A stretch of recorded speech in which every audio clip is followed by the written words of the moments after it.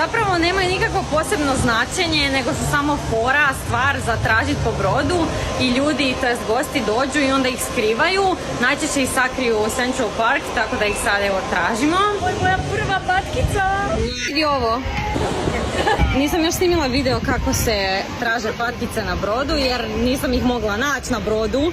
Ali evo, sad smo se okrenuli, našla dvije u Central Parku. Najčešće se skrivaju u zelenilu, to jest grmovima.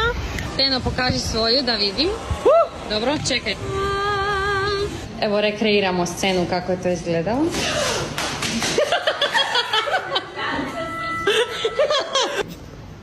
Wow, baš je fora.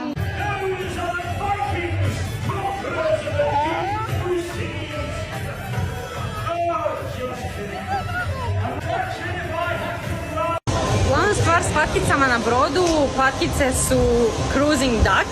Neke imaju ovako kao pasport, se zove. I onda napišeš svoje ime, odakle si. Pravilo za patkice da ju možeš sakriti opet na neko drugo mjesto ili ju možeš zadržati za sebe. Ja imam kolekciju doma što ću vam isto pokazati. Nemam preveliku kolekciju, ali imam. Imaš onda različitih vrsta, nisu onako dosadne, mislim, neke su dosadne i obične, ali neke su onako fancy, tako da fora je baš kad nađeš neku fora paticu. Jel je? Jej! Gdje je bila?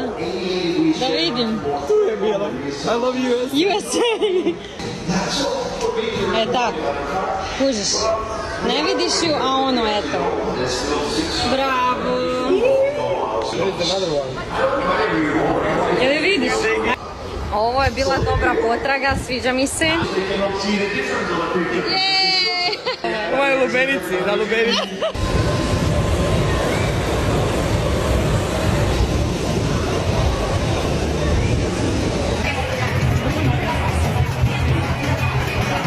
Opremljena sam. Ja.